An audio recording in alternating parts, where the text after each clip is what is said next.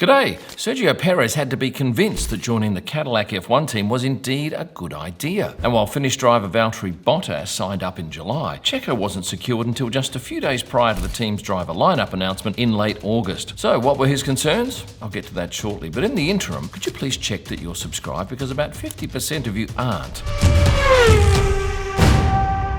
On August the 26th, Cadillac confirmed that they'd signed 35-year-old Mexican driver Checo Perez to partner Valtteri for the team's inaugural season. Sergio had been out of F1 since the final race of 2024 in Abu Dhabi, where he failed to finish. His appointment has been met with exuberance in Latin America and in many parts of the US. His following is huge, and Cadillac has now inherited that support. Last race, I spoke to Valtteri Bottas about his appointment to Cadillac, and he said his first contact with them was about 2 years ago. Sergio and his management only started talking to Cadillac once he'd left Red Bull late last year. There were plenty of talks and lots of ups and downs in the negotiations. But one thing he knew for sure was that the car would not be competitive in that first year, and perhaps even into the second. Checo needed convincing that running around at the back of the field for a goodly long time was going to be worth it. After all, he did receive $20 million from Red Bull when they cancelled his contract, and retirement was certainly an attractive option. If you go back to his final year at Red Bull, it was a grind, a year he didn't enjoy. Complicated and toxic at times. While he started the year strongly with 4 podiums from the first 6 races, from Imola onwards, his best was a lone 6th, and he had 4 non-finishes. In December, he and Red Bull parted ways. He didn't get the goodbye he wanted and surely deserved. After all, he'd been a major part of that team for 4 years. It certainly wasn't the way he wanted to go out. What's attracted Checo to Cadillac is the opportunity to be part of a brand new environment, something fresh where he's not the second driver. Personally and for his family, he sees it as an exciting move. And just a quick mention for Ollie Behrman fans, a brand new sign print collaboration available at the shop at kimellman.com. This man signed his agreement in July, a month prior to the announcement. Checo, on the other hand, didn't sign until the Friday prior to the Tuesday, August 26th announcement. But the pair swung quickly into action, heading to the US on the Tuesday for a hectic series of media engagements. While Valtteri's contracted to Mercedes until the end of the season, Checo is out of contract, and as such, he can start working with the team on the car development anytime they want. And I can tell you he'll be going to Cadillac's US headquarters in Charlotte and their Silverstone campus in early October. A lot of people are saying that Checo's sponsors were a major part of Cadillac's decision to grab him. Well, that's not the case. Cadillac is not short of money, and while I'm sure they'd welcome Checo's sponsors, they were more interested in Checo for his experience, having worked in a top team, and his huge fan base. So, has Sergio been training whilst away from the sport? No. He's been enjoying family and food, but with his 2 trainers, Jose Canales and Xavi Martos, he's back at it now and will be ready to race come March next year. I had hoped that we'd see Checo at post-season testing, perhaps driving a Ferrari after the last race in Abu Dhabi, but I believe that will not be happening. The first time that I'll see him behind the wheel will be in Bahrain. That's not the first time he will be driving a Cadillac. That will be in some closed sessions that will take place in Barcelona. There are 5 days, late January, of which any team can drive for 3 of them. Now, I'd like to tell you I'm covering that. However, that is closed to the media, and as such, it'll be just teams. My first look at Checo in the Cadillac will be in Bahrain for the first of 2 3-day tests.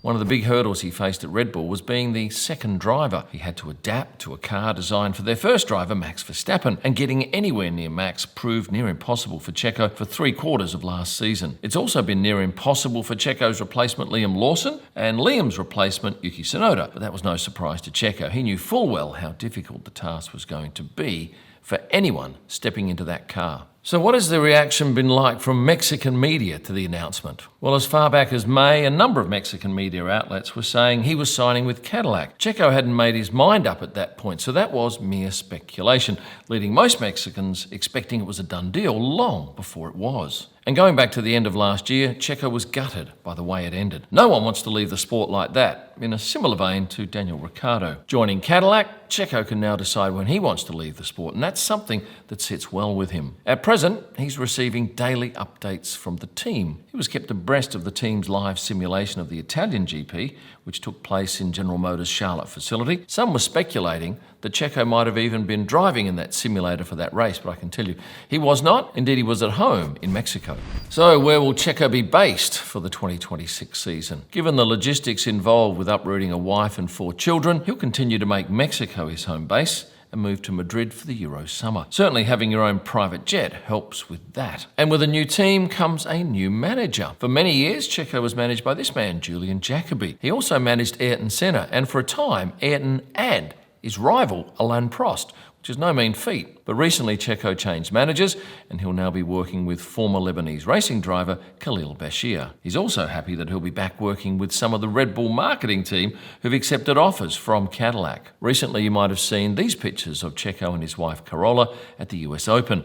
He was a guest of Cadillac, and if you're watching this on release, this Wednesday, he'll be throwing out the first pitch in Los Angeles at the Dodgers game. As mentioned earlier, Cadillac placed great importance on Checo's 14 years experience in Formula One. He started in 2011 at Sauber. In 2013, he spent a season at McLaren, then 4.5 years Force India, 2.5 years Racing Point, and the last 4 with Red Bull. Now he brings all of that experience to Cadillac. He also offers leadership, marketing appeal, and a competitive insight. One thing he's acknowledged is that he has nothing to prove, but simply wants to enjoy racing again, and sees Cadillac as his last great project in Formula One. He's contracted until the end of 2027, and if he performs, who knows how much longer. Paired with Valtteri, this will be the oldest and most experienced pairing on the grid. And note too that there are only 2 other teams that have 2 race winners driving for them. Ferrari with Lewis and Charles, and McLaren with Oscar and Lando. Certainly Cadillac have placed paramount importance on experience when it comes to developing a car from scratch. These two should be able to provide more pointed feedback on what's needed to go faster. It's also worth noting that Cadillac has also targeted experience when it comes to their engineering staff. If you go back to the last races for both of these drivers, which was Abu Dhabi last year, ironically, they hit each other, resulting in Valtteri copping a 5-place grid penalty, which he will serve in Melbourne in March next year. F1 will be delighted with this announcement because it broadens F1's appeal across continents. And Sergio's return to F1 with Cadillac will be one of the most fascinating stories of 2026. Together with his teammate, the pair will shape Cadillac's identity in the elite F1 arena. Both are aware that the road ahead will challenge them, and there'll be plenty of disappointments too, but as F1 becomes more globally diverse, this partnership may well emerge as a pivotal moment in the sport's next chapter. I, for one, will miss the roar of Checo fans at the Mexico City race this year. It's provided spine-tingling moments for me over the 8 seasons that I've been shooting the sport. But come late October next year, that roar will return, and perhaps even louder than before. Larga vida a Sergio Perez. Thanks for getting through to the end of this video, and before you go, please, a quick like would be fantastic. And for those 50% of you unsubscribed, I'd welcome a click on that button as well. And for a whole lot of extra content, social media, merchandise, the lot, that's where you need to look. Thanks for watching. And stay passionate. Oh, that's awful.